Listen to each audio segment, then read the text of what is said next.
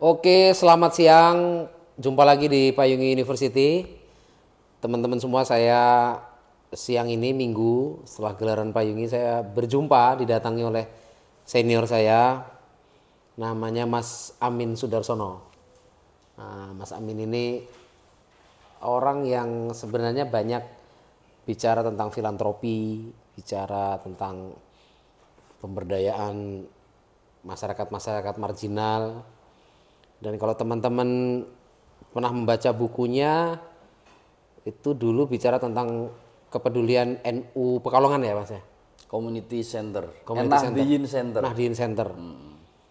Dan sekarang yang terbaru saya baru dapat cerita ini tentang di Sukabumi mana? Cicurup. Nah, oke. Sebelum kita bicara tentang ya kisah-kisah bagaimana pemberdayaan, Mas Amin ini masih aktif di Poros ya? Poros, betul. Ini banyak menghidupkan ini sih, lembaga pengelolaan zakat. Dulu FOS. Iya, betul. Sekarang Poros. Apa bedanya FOS dan Poros, Mas? Kalau Poros itu anggotanya hanya 7.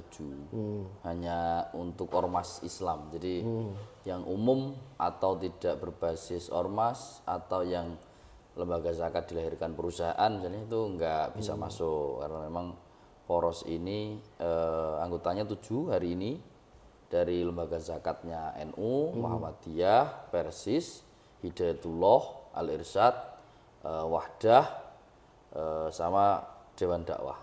7, hanya 7. Ketua apa kolektif kolegial? Ada ketua umum. Ada ketua umum ya. Ada. Nah, saya sendiri di direktur eksekutif. Gitu. Oh, jadi sekarang malah pimpinannya sampean di Poros ini. Gunanya pelaksana harian. Nah, ketuanya ada. Ketuanya ada lagi. Karena ini kan ketua itu mengikuti pergantian di organisasi mereka. Mas Amin ceritakan sedikit tentang perjalanan hidup Mas. Waduh. Lahirnya ya, di mana? Kampungnya dulu dia Pak di Grobogan ya? Grobogan. Ya, Purwodadi, Jawa Tengah. Jawa Tengah, betul. Kemudian masa kecil sampai mana SMA di situ SMA ya? di Semarang, kemudian kuliah di Jogja. Kuliah di UIN Sukijo. Di UIN ya, Sukijo. Di Semarang saya menjadi remaja dan banyak ketemu melting pot pengetahuan. Di Jogja saya bertemu dengan aktivisme dan intelektual. Jadi ngerasa banyak terbentuk di 2 kota itu mungkin ya. Selanjutnya ya selepas kuliah saya ngerantau mulai dari ke Ternate, kemudian ke Kalimantan jadi wartawan 2 tahun, kemudian pulang di NGO, kemudian di lembaga zakat, maksud saya di asosiasi. Ya, sekarang coba menjadi entrepreneur mungkin ya. Ya, sekarang Mas Amin ada 2 sisi ya. Mas Amin yang sedang mengembangkan bisnis dengan teman-teman yang sudah kayaknya aktivismenya coba ditahan 2 tahun ini ya kayaknya. Tapi tetap ngurusin Poros ya, masih tetap sosial lah. Aslinya nggak ada yang tunggal kutubnya, semuanya terhubung gitu. Kalau perspektifnya sosiopreneur kan kita pemberdayaan itu kan udah jadi jiwa ya, jadi kayak bagian dari kehidupan, kewajiban gitu lah ya. Apalagi yang saya geluti itu di dunia filantropi Islam, kan kutubnya ada 3, muzaki, mustahik, amil. Muzaki orang yang punya uang, ya kan. Mustahik adalah yang berhak atas dana-dana filantropi Islam itu zakat, infak, sedekah. Amil adalah perantara. Maka sosiopreneur ini amil ini sebetulnya dia menghubungkan antara muzaki dengan mustahik gitu. Dan itu di hidup ya tinggal kalau Anda jadi amil ya Anda bisa jadi muzaki gitu. Nah, saya itu kan obsesinya ya pengen jadi muzaki gitu. Makanya pengen bisnis juga ya kan gitu. Gitu. Terus ini Mas, selama perjalanan itu tentu ada hal-hal yang Mas Amin dapat lah. Ketemu dengan berbagai komunitas, ketemu dengan berjaring teman-teman gitu. Bagaimana Mas Amin tetap bisa menggunakan nalar akademik dalam artian, oh ini saya sedang belajar juga saya sedang pemberdayaan ini kan bukan sesuatu yang final kita tahu dan kita adalah ahli pemberdayaan kan bukan begitu kan. Tapi kan kita menemukan realitas-realitas, membaca gejala-gejala di masyarakat. Kenapa ada fenomena kemiskinan seperti ini? Pas itu juga ketemu praktek-praktek baik. Gitu. Gimana tuh sampai pada tahapan itu memahami dari mulai awal dulu di dunia aktivisme dan sekarang memilih di situ. Toh nggak banyak kan? Yang mau milih ke seperti ini kan nggak banyak. Iya, mungkin nggak banyak ya. Nggak banyak. Kalau menurut saya yang pertama itu banyak baca, karena ilmu alat. Kita nggak bisa membaca fenomena sosial, kita nggak bisa kritis dan peka terutama ya pada apa yang terjadi atau yang sedang kita hadapi, dan akhirnya kita nggak bisa mengusulkan sesuatu untuk perubahan sosial gitu. Kalau nggak punya ilmu alat. Nah, ilmu alatnya itu ya membaca buku dan berdiskusi itu dulu, dan diskusi yang berbobot dan bahan bacaan yang berguna. Nah, itu ya dasar untuk kita bisa peka gitu. Zaman sekarang yang dimaksud membaca itu mungkin bukan hanya buku ya. TikTok, YouTube, mendengarkan YouTube maksud saya. Podcast itu sudah termasuk bagian dari membaca, karena makin orang makin nggak kenal huruf gitu kan gitu istilahnya. Orang sekarang dituntut dengerin video. Iya, dengerin video. Terus apa Mas cerita-cerita yang menurut sampean unik dan penting untuk saya dengar tuh? Oh iya. Nah, itu penting tuh. Tadi kan saya sempat kepotong ya. Tadi diskusi ada beberapa inisiatif, kita nyebutnya itu inisiatif kelompok komunitas ya. Yang itu menurut komunitas ini yang mereka lakukan adalah yang terbaik untuk mengatasi beberapa problem. Karena kan mereka punya masalah ya kan. Saya tadi cerita tentang yang terjadi di Cicurug, Sukabumi, Jawa Barat ini. 60% dari waktu itu ya, mungkin demografinya sekarang sudah berubah. Tapi sekitar 5 atau 6 tahun lalu itu kondisi demografinya adalah 60% penduduk desa Cicurug ini di Nanggerang. Cicurug ini kecamatan. Desanya Nanggerang ya. 60% dari warganya yang sekitar 2000 KK kalau kurang lebih ya, itu adalah buruh tani. Kemudian 40%-nya bekerja di pabrik-pabrik sekitar. Pendapatan harian rata-rata sekitar 20.000 ya. Kemudian Per hari?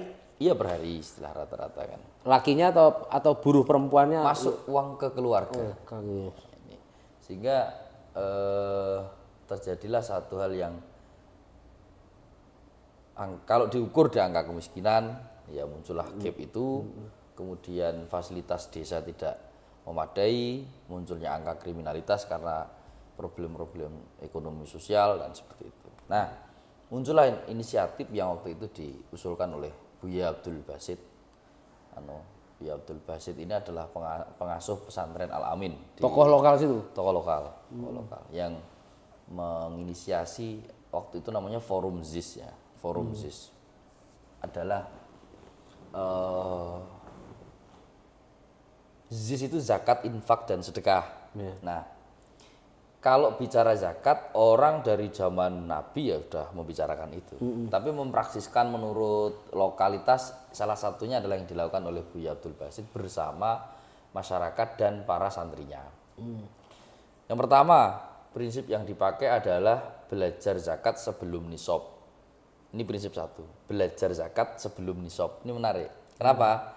Karena di sekolah dari SD, siapa yang wajib zakat, ya kan? Adalah yang sudah punya uang, mencapai nisab dan haul tertentu. Haul itu kan 1 tahun ya, baru bayar zakat. Gitu. Paling kenalnya adalah zakat fitrah, dan itu sangat sedikit. Tetapi zakat-zakat yang lain, zakat perdagangan, zakat pertanian, zakat tambang nggak dikenal. Paling hanya mendengar saja atau membaca, tapi tidak melaksanakan karena tidak tahu gimana ngecas ke diri masing-masing orang, kan nggak tahu muslim itu sebagai muslimnya. Nah, sehingga yang didengungkan oleh Buya Basit adalah belajar zakat sebelum nisab. sebagaimana pelatihan manasik sebelum haji, sebagaimana belajar sholat sebelum balik, itu dilakukan semua. Nah, bab zakat ini enggak dilakukan gitu. Biasanya di sekolah-sekolah diadakan itu namanya kencelengan kota itu, ya kan? Iya. Ya di rumah-rumah warga juga ada. Di rumah warga juga ada. Nah, hanya yang belum terjadi efek setelah uang terkumpul, Mau diapakan? bagaimana model sustainability-nya Oke. dan untuk apa, itu yang cukup menarik ya. Yang pertama tadi yang saya sampaikan, basis ekonominya kan di bawah ya, sehingga belajar zakat sebelum nisab itu agar meskipun kamu itu sehari belanja 7.000 untuk makan keluarga, sayur, cabai, garam misalnya, beras, atau 10.000 sehari itu, sebelum keluar ke tukang sayur pastikan 500 rupiah masuk ke kenceleng. Nah, mengedukasi ini yang berat. Kalau teorinya banyak komunitas bisa melakukan. Pendampingannya bahkan yang lebih sulit tuh. Pendampingannya yang bisa bertahun-tahun itu. Masukin ke dalam kenceleng itu, masukin dalam kenceleng. Setiap hari 500 rupiah koin. Secara konsisten terus menerus gitu. Nah, itu prinsip yang pertama adalah kamu belajar dulu zakatnya. Kenapa? Karena kadang-kadang kalau sudah kaya kikirnya muncul. Setelah itu nggak peduli dengan zakat. Bahkan sudah kaya nyampe pada nisab diotak-atik biar nggak kena nisab. Ya, ini persis kayak orang menghindari pajak. Bagaimana agar kena pajak? Maka dia lakukan tax planning, di dalamnya adalah efisiensi atas aset dan sebagainya. Nah, kalau di zakat kan malunya sama Kanjeng Rasul ya, Kanjeng Nabi itu malu ya kan. Orang itu juga dipakai untuk kegiatan yang kita itu tahu itu bagian dari ibadah gitu. Saya tidak sedang membicarakan pajak ya. Saya membicarakan zakat. Ya. Ini kita bicara keimanan. Iya, ya, malu aja nggak bayar gitu ya, malu sama Allah, malu sama Kanjeng Nabi. Nah, kemudian yang prinsip kedua itu adalah ibda binafsik.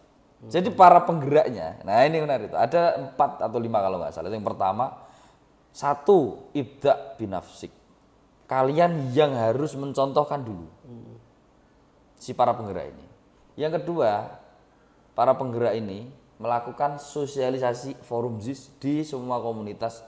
Periodenya itu ada yang tiap malam Jumat, Lailatul Ijtima itu, Istighosah, Maulid itu menyisipkan materi itu 15 menit kepada seluruh sub penggeraknya. Berarti di masyarakat buruh ini juga aktif kegiatan keagamaan? Iya. Oleh Buya Basit tadi? Iya. Enggak, ya itu Pak NU. Oh, NU ya. Secara Kegiatannya Lembaga Nahdien. Jadi ditumpangkan di situ 15 menit waktunya. Karena ya itu tadi orang tahu pengetahuannya, tapi mentransformasi menjadi perilaku kan selalu butuh waktu gitu. Ibda binafsik. Yang kedua, mereka sebagian ini ustadz, tapi dilarang menerima amplop setelah pulang dari sana. Dilarang menerima amplop. Itu prinsipnya. Ibda binafsik. Jadi berkorban dulu waktu sama tenagamu gitu. Prinsip yang ketiga itu terima kasih. Kepada semuanya diajari prinsip terima kasih. Habis terima dikasih. Habis terima 10.000 kasih 2.500 atau 250. Hak bagian dari kan itu hak sedekahnya kan. Tapi kasih, terima kasih.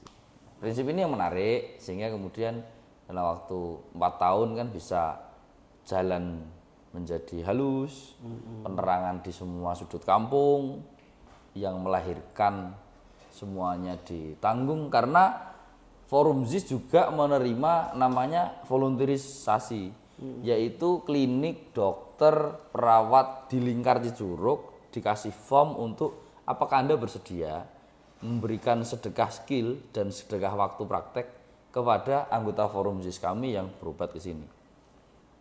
Mereka menandatangani maka nggak bayar. Ada membership Forum ZIS nggak bayar gitu. Ini NU secara kecamatan atau awalnya kultural ya. Oh, kultural. Awalnya, kemudian diadopsi menjadi bagian dari Lazisnu Sebagai praktek baik Lazisnu. yang kemudian direplikasi dan ini berhasil. Karena yang berhasil itu efeknya ke teman-teman Lazisnu NU Kers Indonesia. Apa saja Mas alat ukur kalau secara kita tadi bicara stroy? Stroy. Tadi Mas Amin ini bahas stroy. Apa itu stroy Mas? Social return on investment. Stroy ya? SROI, SROI, ya. Social Return on Investment. Mungkin saya kurang ahli karena memang ya masih hanya membaca bagaimana teman-teman melakukan SROI itu. Apa gunanya SROI itu? SROI untuk memastikan yang kita lakukan itu memiliki pertumbuhan dan yang dilihat bukan hanya satu indikator, bukan hanya misalnya untung. Iya, bukan hanya untung, bukan hanya returnnya atau profitabilitas. Tapi juga ada aset sosialnya. Aset sosial. Kemudian ada naiknya spiritualitas dari lingkungan, bonding antar komunitas itu diukur, turunnya angka kriminalitas. Nah, seperti di Cicurug, begitu sudah ada forum ZIS yang butuh modal dimodali mesti sedikit. Yang tadi itu ibu hamil mau melahirkan ditanggung semuanya. Yang tadinya ada keluarga yang meninggal selama 7 hari ditahlilkan itu biasanya antar orang sana makanannya ada nasinya ada ikannya, yang sini karena keluarga kurang mampu cuman kerupuk gitu. Jadi omongan diselesaikan dengan dana ZIS karena 7 hari disupport gitu ya, bukan hanya makanannya untuk si pendoa karena tahlil kan biasa 7 harian begitu, diselesaikan oleh forum ZIS gitu. Jadi nggak ada iren lagi atau saling mau gini-gini. Kenapa? Sama semuanya dapat yang mampu. Sudah jadi sistemik. Akhirnya menjadi sistemik. Itu tahun ketiga. Itu sudah sistemik. Itu dimulai tahun berapa? Saya pokoknya bukan intervensi ya, melihat dan memotret itu di tahun keempat 2012 mungkin ya, lebih detailnya 2008 ya mulainya. Oh enggak, mulainya tahun 2012-an kalau. 2016 itu saya potret gitu. Nah, sampai akhirnya poliklinik berdiri di tanah desa 1000 meter. Di situ ada ruang gawat darurat, IGD, ada ruang bersalin, ada rawat inap, poliklinik. Diisi oleh para volunteer kesehatan tadi. Nah, diisi oleh volunteer kesehatan beberapa. Selebihnya kan di sekitar Cicurug itu ada banyak klinik dan rumah sakit. Dikasih form volunteerisme itu, kerelawanan medis itu, ya kan? Atau relawan ahli namanya kan. Nah, ini inisiatif ini akhirnya menumbuhkan ekonomi tumbuh, ya kan. 2, fasilitas. Ketika desa itu ke sawah udah terang, ya kan. Listriknya ngambil dari rumah terdekat. Dibilang kalau Bapak mau dicantol listrik nanti kuburannya terang benderang. Oh ya sudah, cantolin aja Mas. Oh, juga ada value keagamaan ya, nilai-nilai itu base-nya value keagamaan. Karena memang ini base-nya masyarakat religius gitu ya. Jalan bagus tanpa PNPM ya. Ini penting karena kemudian ya dalam itu tanpa PNPM. Dalam itu. Sampai akhirnya kan malu sendiri PNPM baru mengusulkan enggak cukup udah bagus jalannya gitu ya. Kesehatan, ekonomi, pendidikan karena kemudian ada beasiswa meskipun sedikit. Kemudian ekonomi pertanian ya. Nah, aspek kesehatan ini yang kemudian menjadi ditekankan ya, beli ambulans misalnya dan menggunakan ambulans itu secara maksimal. Karena banyak, ini kritik saya juga ke komunitas-komunitas yang fokus di kesehatan ya. Kalau misalnya ada yang bergerak di komunitas basis kesehatan boleh nanti cerita gitu. Karena kekhawatiran saya ngelihat banyak komunitas, kelompok masyarakat, ormas, RT, RW, musola beli ambulans di branding komunitasnya, tapi nggak jalan. Tapi nggak tahu buat apa. Kalau jalan mungkin bisa dikasih bensin keliling bisa. Nah itu autokritik tentang diskusi kesehatan ini menarik. Banyak klinik Pratama inisiatif dari komunitas tutup setelah tahun pertama. Ini sebab tertentu nanti ya. Ketika pemberdayaan kesehatan. Siap. Yang tadi saya ngomong tentang Cicurug tuh ya.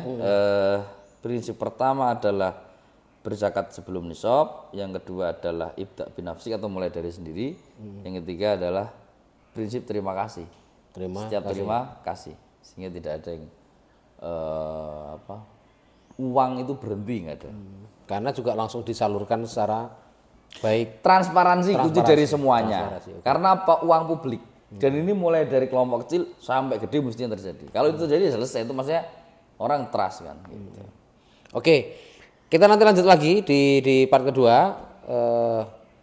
kita cukupkan obrolan ini sementara. Terus nanti kita part 2.